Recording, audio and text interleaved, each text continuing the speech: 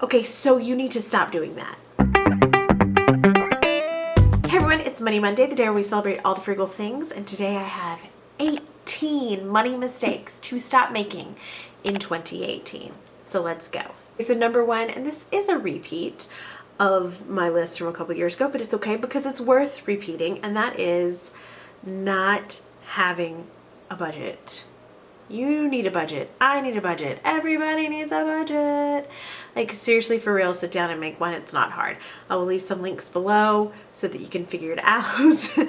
But you can do it. I totally believe that you can make a budget and you can stick to it. Which kind of brings me to number two, which is giving up when your budget is too hard. You're giving up when your budget doesn't go the way that you thought it was going to. It's going to take you about 3 or 4 months to really be able to stick to a budget, for it to become just like second nature to you. And so if it doesn't work out the first month, don't quit. Don't just decide it's not for you. Keep going, keep moving forward. Just keep swimming. Number three, not reevaluating your budget. Life changes. Maybe you're making more money this year. You've had a baby, maybe you've moved to a new city, whatever it is, sometimes your budget needs to be reevaluated. Think of your budget as a family member. Sometimes your family members needs change. And so you gotta change with it. You gotta change those numbers up sometimes. Number four, not having an adequate emergency fund. Life happens. You've probably heard me say that about 1,000,000 times, and you're going to hear me say it 1,000,000 more. But life happens. It is beautiful, but it is messy and often unexpected.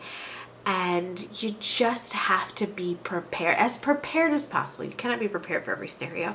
But what if you lose your job? Or what if your spouse loses his or her job? You've got to be prepared for something catastrophic to happen.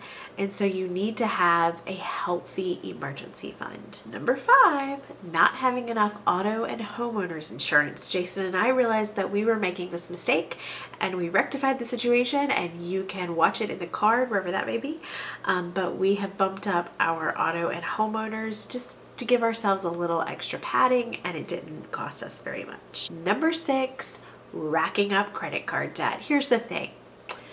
Credit cards in the right hands are a tool, right? They're not evil. They're a tool. On the wrong hands, because I bought all of Amazon. Like, I own all the Amazon inventory. I cannot have a credit card. According to Time Magazine, and I'm going to read this to you, on average, an American between the ages of 18 and 65 has $4,717 in credit card debt. And if they only make the minimum payment, which is $189 a month, they will end up being in credit card debt for 10 years. So first of all, stop racking up credit card debt. Second, if you're going to use your credit card, make sure that you are paying it off every month. And the only guaranteed way to do that, sorry, I'm going to be real with you. The only guaranteed way to do that is to have like a savings account where you have your maximum credit card limit where you can pay it off. Because if something happens and you lose your job or you have an emergency and you need that money, you're going to fall into debt. Do you see the cycle that's perpetuated? So enter at your own risk. Also, the average interest rate is 15%. So if you really want to pay 15% for a 99-cent box of macaroni, keep on swiping. Also, if you have $4,000 in credit card debt at 15% interest and you only make the minimum payments and it takes you 10 years to pay it off, you're actually going to end up paying $22,000. So just know what you're getting into. That was a little preachy. Sorry about that. Number seven, carrying non-mortgage debt, so meaning not your house, that exceeds your income. So having more debt than you do annual income. I talked about this in a video called Disturbing Debt Statistics that you can go and watch. But there were like 13 states where the non-mortgage debt exceeded that state's average income. Ugh. That is stifling. That is something that is going to be very hard to get past. I don't believe it's insurmountable, but I do believe it's hard. But I don't want you to be among those statistics. Number eight, paying ATM fees. So the average ATM fee in the United States is $3 per transaction. So if you go to the ATM once a week for 52 weeks, so that's 52 times a year, that's $156 a year you paid in ATM fees. That's a whole lot of other stuff that you could buy for $156 that you would rather buy, correct? And just go directly to your bank and withdraw cash. Or if you're at the grocery store and you are like, oh, I need 20 bucks this week, get it that way. Don't pay ATM fees. So did you know that last year, according to CNN, banks in the US made $6.4 billion in fees, like ATM and overdraft fees? Which brings me to my next thing, number 9, stop overdrafting. Overdrafting is actually overdraft protection, overdraft fees. That's something that you're supposed to opt into. If you don't remember opting into it, you need to call your bank because there may be some shady business going down, but you shouldn't still be able to swipe your card if there's no money in it, money in your account.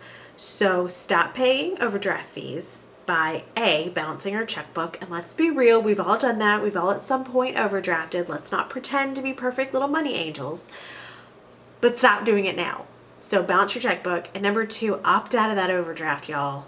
Like, get your debit card declined. Don't pay 35 bucks for something you spent $8 on. And paying bank fees. Okay, do you know how banks make their money? By loaning out your money. They're charging interest to loan out your money. That is part of banking.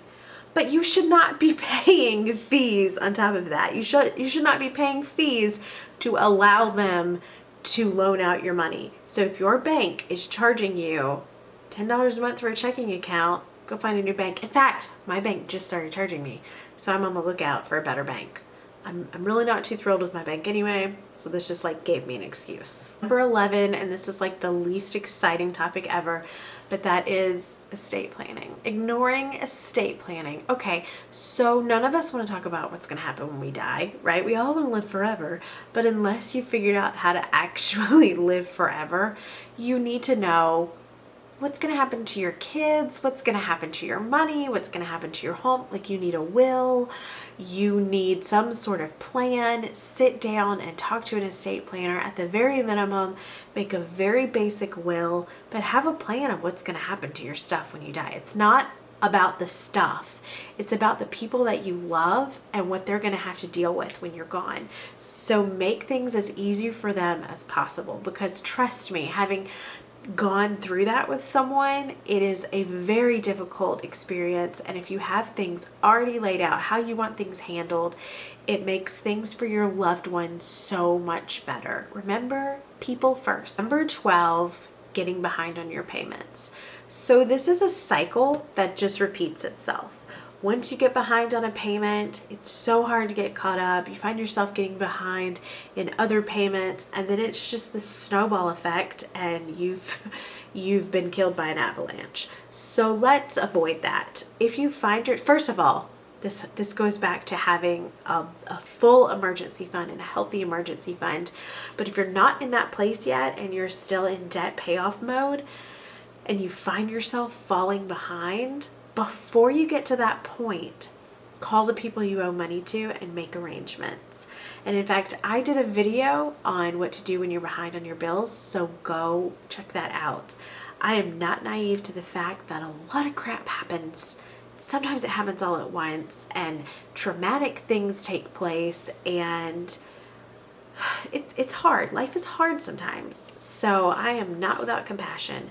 But make a plan, call the people you owe money to, and make arrangements before it gets to that point. Number 13, not teaching your kids about money. So my oldest is 6 and he finally understands the concept of money. He knows what money is. He's learning about different denominations.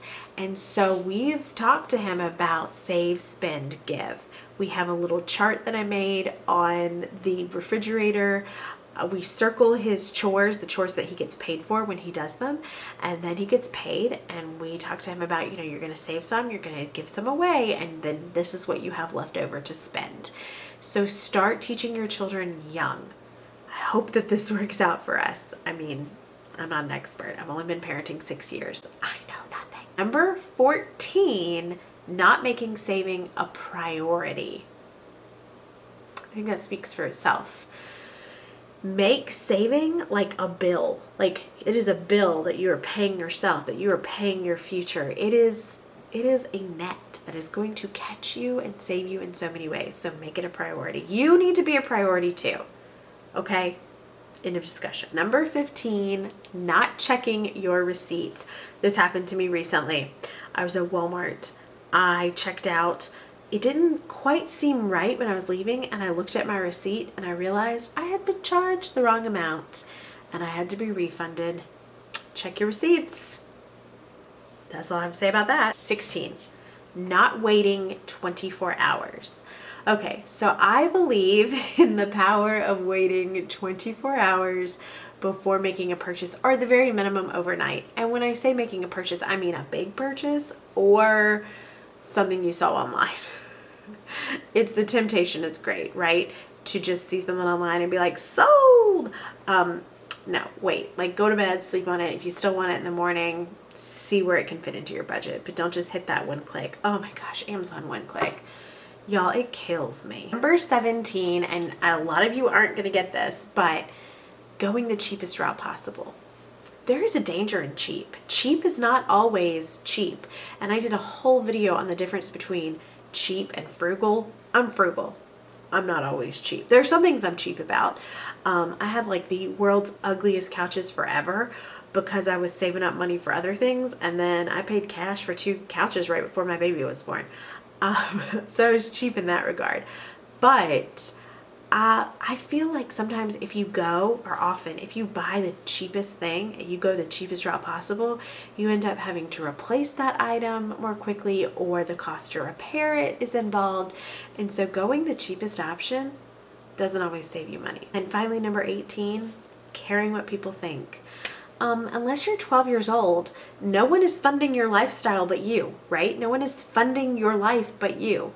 So why do other people get a say? Remember that. People might make fun of your frugal choices. People make fun of my frugal choices all the time, mainly because I put them on the internet. So what is a money mistake you're going to stop making this year? I would love to know about it. Leave me a comment below, and I'll see you guys later. Bye.